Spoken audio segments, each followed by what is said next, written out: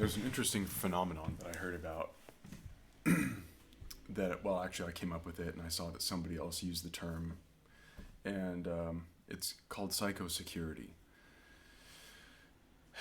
And I really am interested in that term because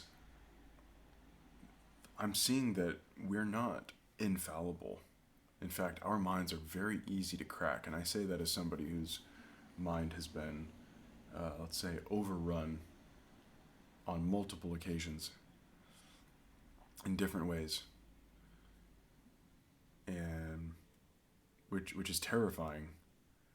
But it's shown me the problem, the severity of the problem. But then my mind naturally goes to, well, how can I fix that? How can I make sure that doesn't happen again, right?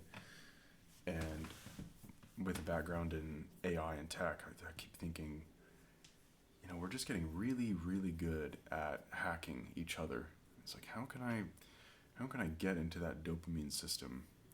How can I discover what this person's beliefs are and capitalize on that? FOMO, all the rest.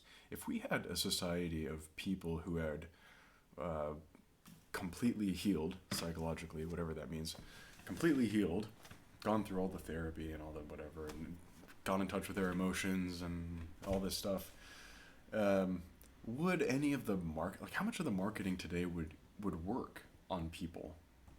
It's like, oh, so and so's doing it, or you see like the duck face and silicone girls out there and like taking the selfie and all that. It's like, does that actually would that get anyone interested, curious?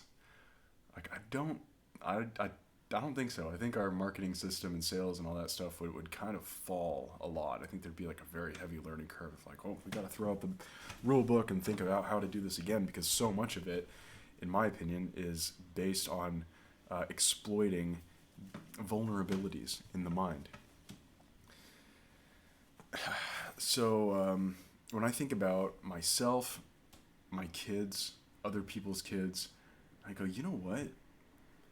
We're kind of open books. We don't even realize it. Most of us don't realize it. But there's like at least a half a dozen serious flaws in my system that if people knew, they'd be like, right, I know exactly how to control Josh, or I know exactly what buttons to push to make him angry or to get him motivated or to whatever it is. And that's really unsettling.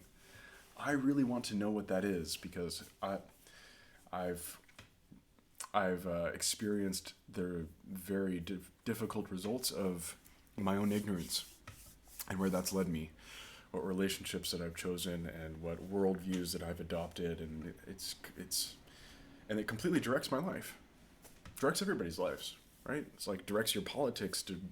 It dictates how you feel about others, or whether you go to war, or whether you break up or pursue something that is might give you money, but it's not going to actually be good for you or for anybody else.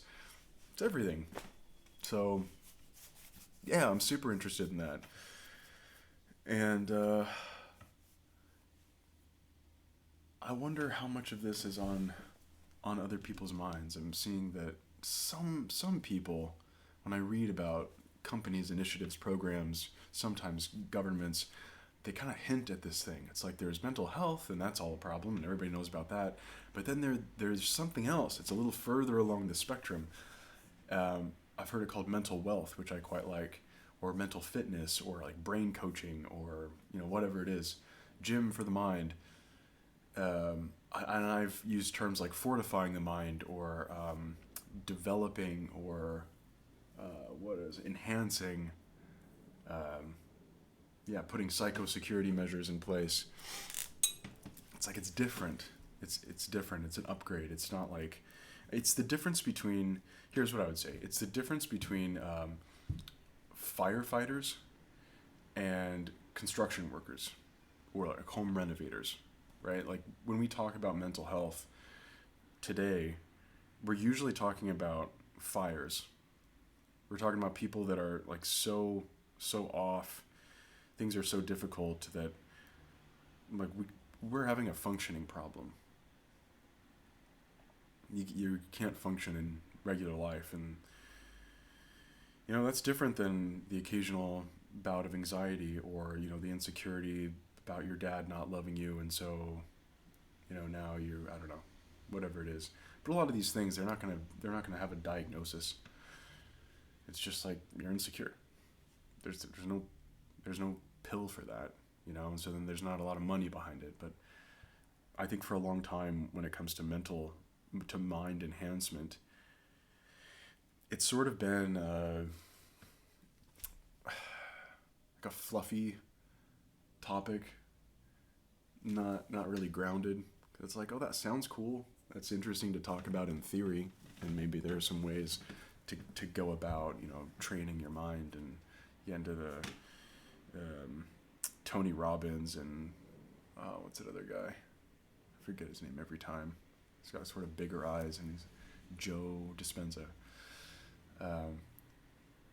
Yeah, like there seem to be ways that people are figuring out how to do that, but I'm like, what trend is to look at with all of this is tech, specifically AI. It's like that is hockey sticking. That's something that it has a lot of power behind it and a lot of money behind it. And if there's something that it can do, that we can use to leverage, I think it would be this. I'm very interested in how we can get it to leverage this. So anyway, I've been making videos now. I'm check. It's wonderful. These are shit videos. Yes, I know. And it's okay to suck. It's not okay to skip. So I'm not skipping. I'm doing it. I'm getting the videos out. Because that's my goal, getting them out. And so yes, that's good. And I'm going to keep working now on what this MVP can look like.